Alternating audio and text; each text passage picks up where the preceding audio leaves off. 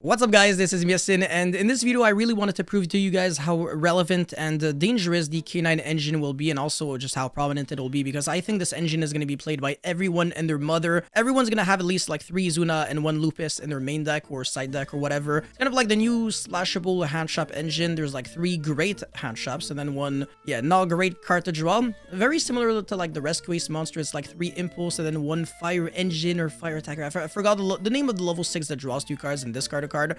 Just like a slightly better, engine than Phantasme, but at the drawback of playing a bad card.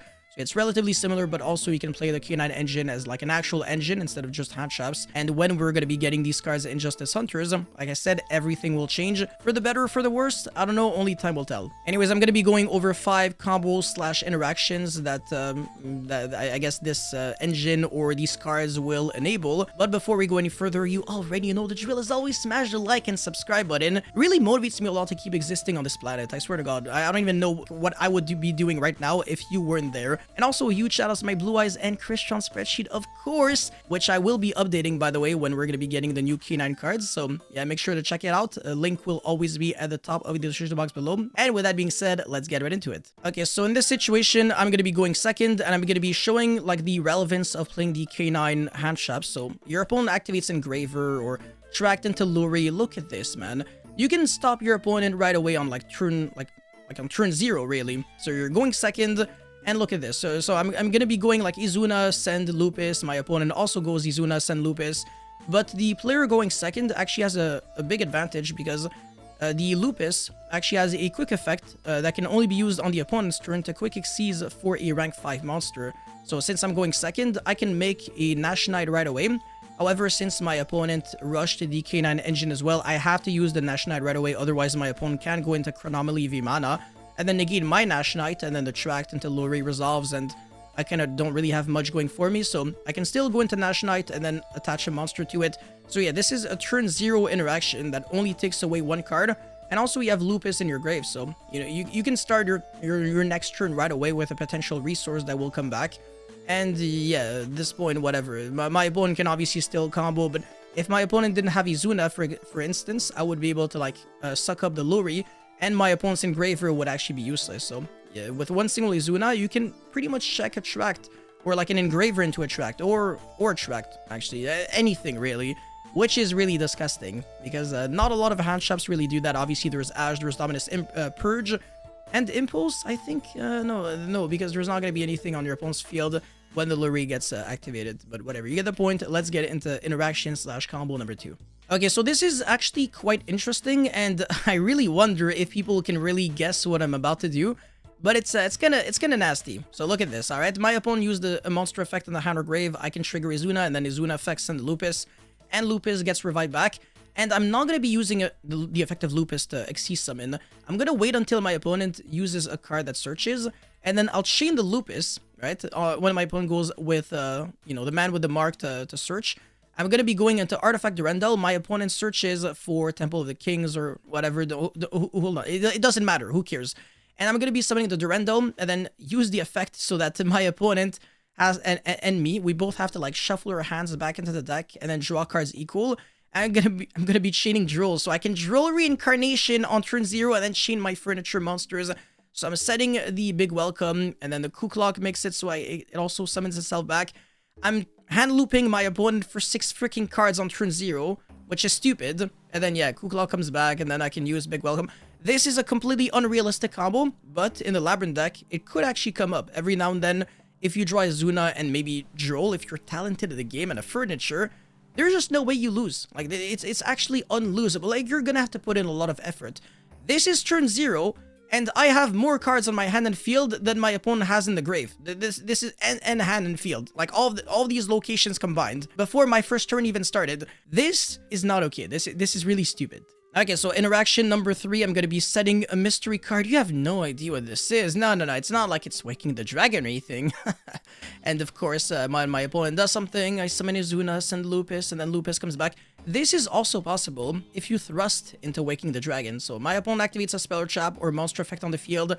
I chain Artifact Durandal. Now you have to destroy my spell and trap.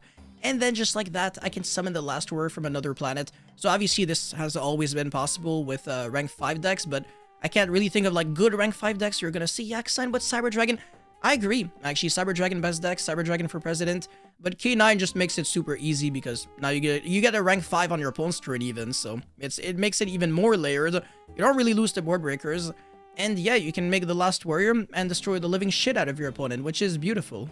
Okay, so in this situation, I'm gonna have Joe Cool as well as Jialong, so I'm gonna be showing a combo in the Vanquish Soul K9 deck, and look at how broken this is. If I've got like 2 fire monsters with these 2 cards and I get ashed on like the Joe Cool, it really changes nothing to my life. So I'm searching the Raisin with the Jialong, and then Ripper is going to be detaching the Jialong, not even the Joe Cool. This is just how badass I am, because my Lantern is doing jack shit, like actually nothing.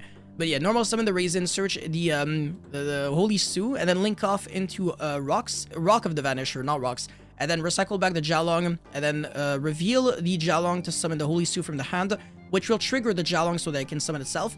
And then I'm going to be chaining the Holy Sue in order to reveal a Fire in a Dark from the hand to summon a non-psychic Vanquish Soul monster from the deck, which is going to be Jialong number 2, I believe. And then we're going to have 3 level 5 monsters on the field so that we can overlay into Paradise Smasher. And I've already explained the maths in the past, but if you have 3 materials underneath Paradise Smasher, when you use this effect, the 3rd material can actually allow one of the dice roll results to be treated as 7. And the way it works is that both players roll 2 dices, and the player that rolled the highest actually cannot activate monster effects until the end of the next turn, nor declare an attack. So it's kind of like a Shockmaster lock. It's not a new card, it's been around for a while, but it never really saw any play because it's really difficult for literally everyone to summon 3 level 5s. But the K9 engine makes it super easy. And honestly, it was born to synergize with Vanquish Soul because there is Jialong and Holy Sue that are level 5 monsters. So it really just works perfect. Because of the fact that you got a 3rd material, you are trafficking the results so that you clearly have a higher likelihood to win than your opponent, which means that you have now a 91-point-something% chance that your opponent is under the Shockmaster lock, and then there's like a 4% chance that it backfires or something, or like a 3%, and then the rest is like nothing happens. It's as if like you resolved an effect that just does nothing because both of you rolled the exact same thing. Even when you try like trafficking the result, it's just not enough or whatever. And your opponent can have Nibiru, you can just negate it with Ripper. So if your opponent tries to hold the hand traps for too long, it's gonna be doing absolutely nothing. Alright, last but definitely not least, and again, huge shout outs to my Crystron spreadsheet because you will be finding a lot of combos like this very soon when we get to the new K9 cards. But basically, this is the true power of how the K9 engine really works, you know, in that deck. You can draw 0 Crystron cards, and just off of K9 engine, you can make full Crystron combo. So you're going to be going into Ripper and then search the Lantern off of the Joe Cool and the Zuna off of the Ripper. Doesn't really matter too much. And then revive back your Joe Cool for Lantern's effect. And then Lantern is going to be searching for either X-Force Liberation or Case of K9 so that you can search another K9 monster. Again, doesn't matter. Who cares? Anyways, overlay for River Stormer, and this is where it gets broken. You can search your deck for an Earth Machine with this card, and the best Earth Machine to search is none other than Scrap Recycler, which we can then normal summon because we never used our normal summon. This card on normal summon or special summon can dump any level 4... No, sorry. It can dump any machine monster from your deck to the grave. And we're not done yet. We're going to make Clockwork Knight and then target the Scrap Recycler, send the River Stormer, and then use Scrap Recycler's effect again because it's not a hard once per turn. So we're going to be sending the Sulfnir from the deck to the grave, and then make an SP, banish one of her darks so that our opponent has less bestial fuel. That's always a good practice to have. Banish the Smiger so that we can search her deck for the Inclusion, activate Inclusion, and then search the deck for Sulfidol, and then discard it to summon back the Sulfnir, destroy the Inclusion, and then Sulfidor target, and then Chainlink 1, Chainlink 2, so you can also chain block a little bit, summon the Tristalos from the deck, and then send the Cluster as well as Thestvern from your deck to the grave. Elskeletas recycles back the trap, banish the Tristalos, summon the Citri as well as Sulfidor from the deck, and then Elskeletas revive back the Tristalos, and then Inclusion revive back the Sulfidor, make Nova, make Infinity, and that is going to be 7 disruptions, and also you search Smiger off of the Thestvern, so you have a little bit more follow-up. So I think this is going to be... Hold on a second. There's SP, Infinity, Cluster, Dragster because of the Citri into level 5, and then after you negate, it's going to go to level 5. So it will allow Tristalos plus Citri and Dragster to make Quarren Gondrax. There's also Izuna to send Lupus to then make Nash Knight.